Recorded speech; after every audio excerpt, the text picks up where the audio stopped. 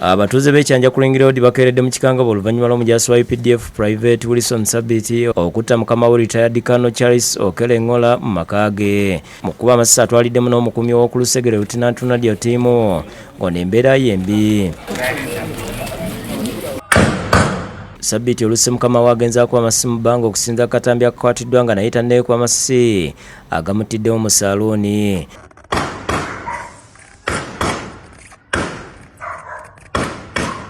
Abooluganda olutegedde okuttibwa kwa minisita Okero ne bazirika. Abeerabiddeko n'agayo bategeeza nti Sabiti olumaliriza okukola ettemo agenza kuba amasasi mu bbanga nga bwabulira abantu bamwesege.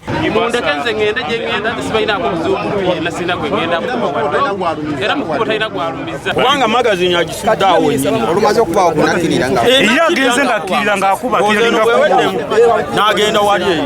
Omusajja tinabanja ebbanga ddene asasula ekirala abaana be tebakola kitebasoma. Kyokka amyuka omugezi w'eggye UPDF Kanodde Wakiki ategeeza nti kyamukisa mubi omusirikale ono kubanga yesse naye banne bakubayambako okuzuula ekituufu. I'm sure if he was alive we would have taken him for mental checkup, but unfortunately he killed himself, and probably his colleagues he was working with will assist us to know a little bit more. For the past 1 month he has been attached to the minister.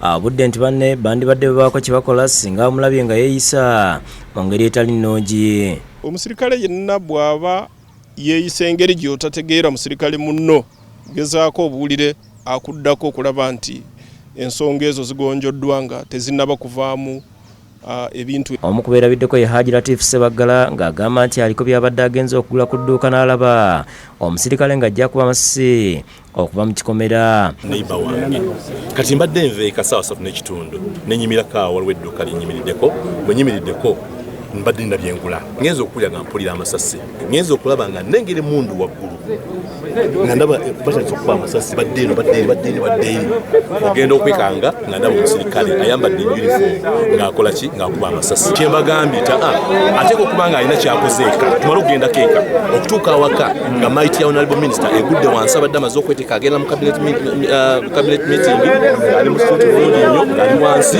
era ng'abaana bali awo bakaaba bokka. Embeera enesudde ab'ebyokwerinda okuva mu bitongole ebyenjawulo ebizinzeeko ekifo kyonna okutandika okunoonyereza nga bakulembeddwamu akulira ekitongole ekinoonyereza ku buzzi bw'emisango Tom Magambo n'aduumira poliisi mu kampala Emiliano Stephen Tanuyi basibye akaguwa okutangira abantu okutuuka waddiziddwa omusango.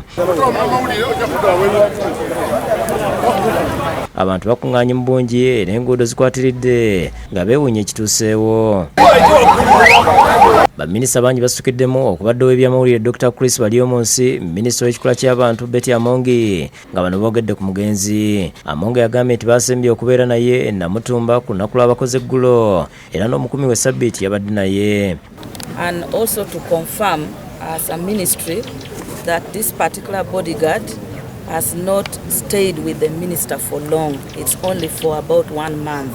So there cannot be any other consideration probably related. And one of the reasons we keep changing them is to avoid familiarization. Balyomunsi asaasidde abafamili n'enganda olw'okuviibwako omuntu waabwe naye nga bakunoonyereza okutuuka ku ntobo y'obuzibu buno. Minisita abadde ayetegeka kugenda mu cabinet abadde amaze kwambala kati nayingira mu motoka kati bodyguard waliwa ajako kana kabika bendera motoka kusimbula ku driver ali mu ntebe bagenda oli nakokinga emundu nakuba masasi ADC ate na yayo kati minisa nagezako kufuruma wabweru naenda mukuba masasi nafiirawo kati police nabali okunoonyereza batandise okunoonyereza kiki ekirese kino.